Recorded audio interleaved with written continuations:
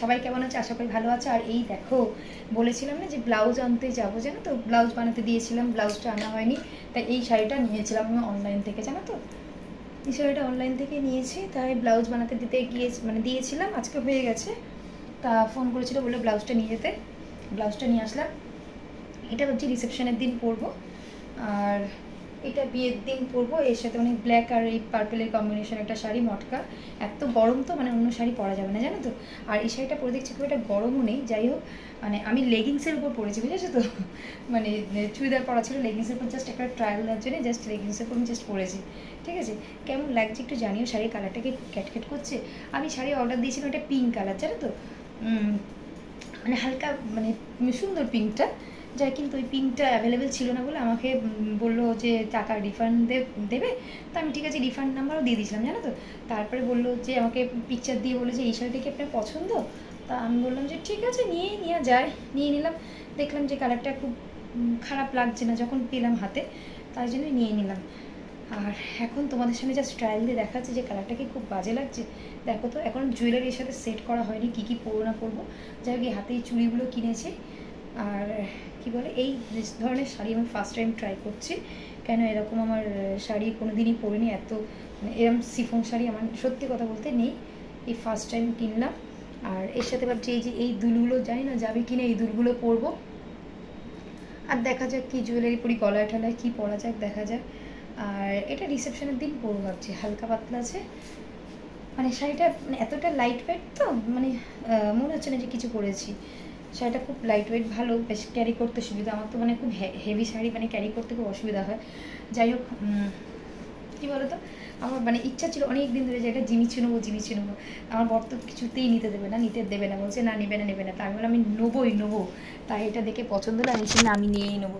Jimmy Choo আমি নেবো বলেছি, নেবো। তাই এটা যার জন্যই জিমিচুটা নিয়ে নিয়েছি। একটু জানিও যে কেমন লাগছে জিমিচুটা পরে, আমাকে কি খুব ভালো লাগছে,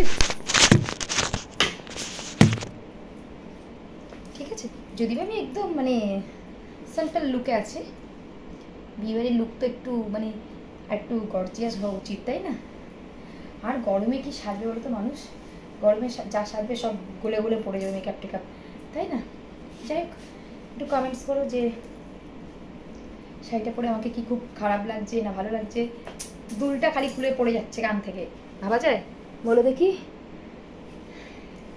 দুলে গুজিটা নেই।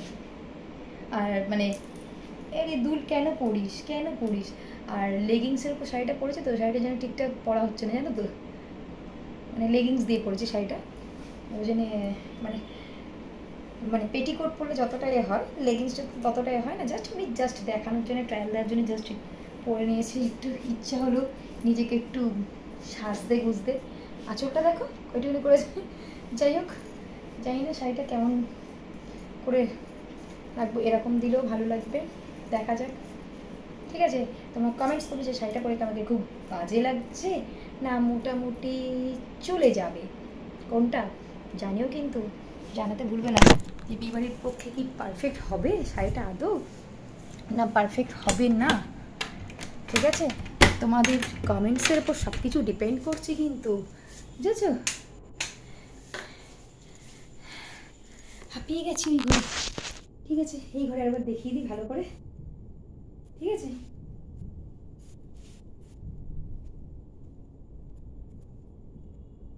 ওরে কুচি,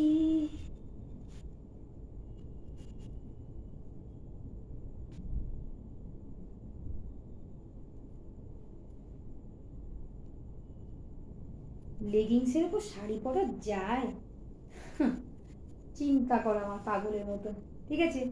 চলো টাটা, দেখে নাও সবাই কেমন লাগছে, একটু নাচন কোদন করে দেখিয়ে দিলাম যে কেমন লাগছে। নতুন শাড়ি বলে কথা, তোমাদেরকে না দেখালে কি চলবে, তাই না। ঠিক আছে, দুল ফের খুলে গেছে। চলো টাটা, বাই বাই, সবাই ভালো থেকো।